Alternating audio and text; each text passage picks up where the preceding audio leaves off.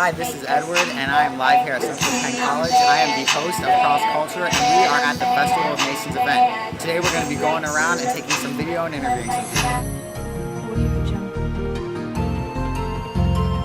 Alright, hello, my name is Edward. What's your name? Zora. Very beautiful name. So, I see you have a table set up over there.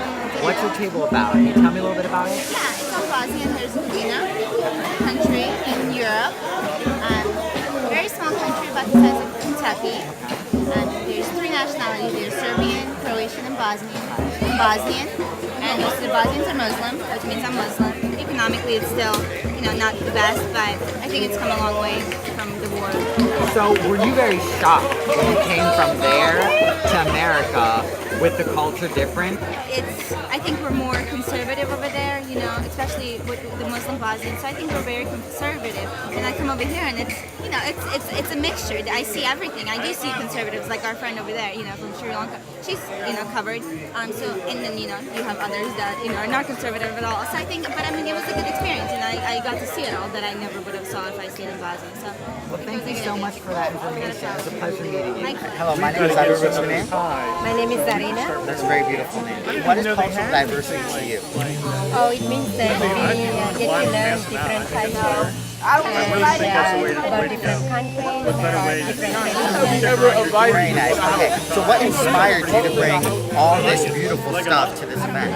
I just wanted everyone to know about Sri Lanka, to learn more things about Sri Lanka, and I know a lot of people don't know where Sri Lanka is, but I can learn more. Would you like to tell us where Sri Lanka is? Sri Lanka is in the Indian Ocean. In the Indian Ocean. It's in the Indian Ocean, but it's very close to the world. It's just a small, tiny island. Very nice. All right, and what is your favorite thing about this event so far? Oh, I love it because I get to see different countries, different people, different things. And it's nice that they're all Thank you. I appreciate your time. Hello, my name is Edward. What's your name? I'm Maria Chow. All right, very nice to meet you, Maria Chow. So, what is cultural diversity to you? To me, it is an appreciation of all of our various differences. Just knowing that it's okay to be who you are and be proud of who you are and celebrate one another. Very nice. I agree with that. And you have a table here, I see. I do. Part of my display did get blown over, but basically mine represents dreadlocks all over the world.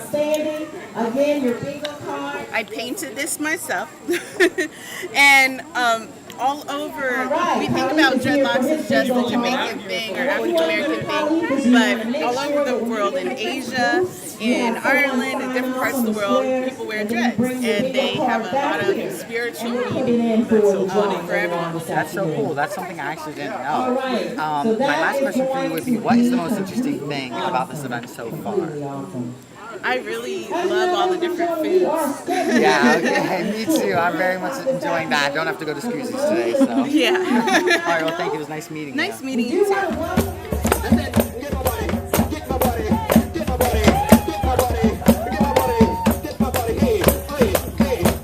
I'm sitting here today with Ms. Joyce Davis, head of the World Affairs Council in Harrisburg. Hi, Joyce. Hi, How are you doing how today? are you? Good to be with you. Thank you.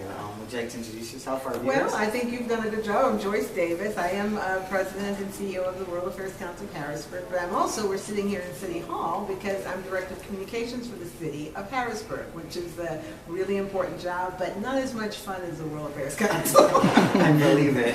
Many, many capes. Why is diversity becoming such an important issue in today's society? Well, it's important because we live in a very connected world. You can grow up in a very small town in the U.S. and never see anyone different from you, but when you go out and look for a job, you're going to be working with people from different races, from different backgrounds, from different religions, from different parts of the world.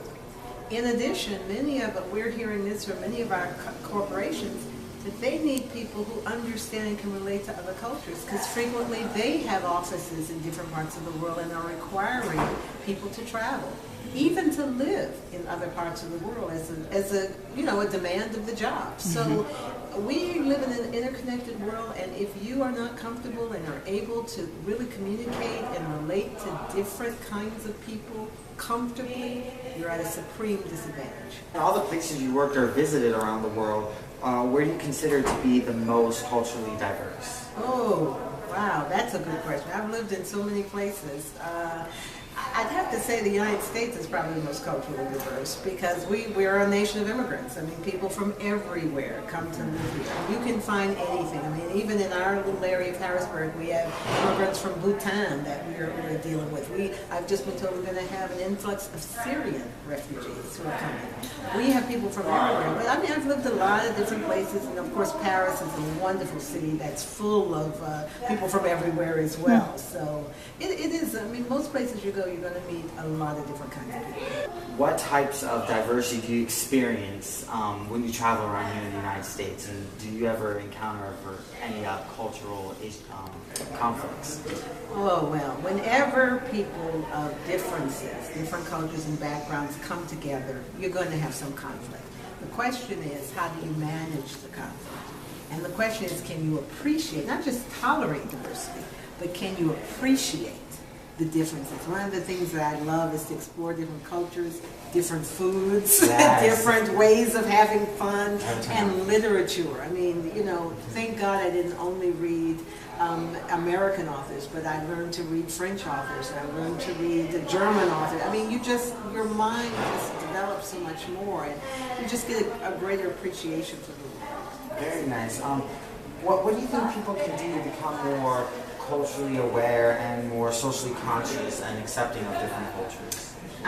They asked me to speak once on the topic of diversity to the Diversity Club, and I started them by saying one of the things, I don't know how I got to be the way I am, but one of the things that I do think I'm blessed with is that I like people who are different from me. I just gravitate towards someone. If you're just like me, same old black woman from Louisiana, I know what you're about. Exactly. I really gravitate and appreciate and really am just curious about people who are different.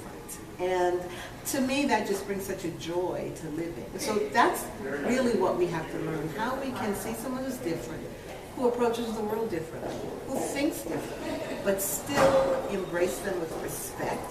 There may be things that you like I don't like, but that doesn't mean I have to hate you. It means that you eat your spaghetti and I'll eat my macaroni. Exactly. And we'll get along just fine. Very nice. So in reference to the World Affairs Council in Harrisburg, I know that there's an academic World Quest trivia kind of thing going on for students. Is there anything like this available at the collegiate level? That's a good question. No, and just to correct you a little bit there, that academic World Quest is far from trivia. Those kids have to delve into, I don't think I could compete without studying a lot at the level. You wouldn't believe the questions they have to answer. It's amazing. But no, we don't have the one thing that we really, I think, need to expand is maybe more competitive or opportunities for, what we do is we bring speakers into colleges. We let high school and college kids, have dialogue and really meet ambassadors and diplomats and authors and activists. And we, of course, have an internship program. That is, we really welcome college students to the internship program. But maybe you can help us think of some sort of competition or event specifically for college kids. That's a great idea. Okay. And I know WAC is holding great decision discussions in the area over the coming months. Right. What's the purpose of these discussions? Well, Great Decisions is actually a wonderful way of really getting informed about the most important topics of the day. So there are like 7 or 8 topics that you come together, from U.S. foreign policy in Africa to peace in the Middle East to oil to ecology, those kinds of things. They show you a video, they give you reading materials, and then the group comes together and debates and discusses the issues. So we have been doing it at 2 retirement homes, actually, Messiah Village and Landis. And we also did our debut at the library in Camp Hill just recently. They just concluded their Great Decision. So this is something we really would like to begin these discussions all over our region.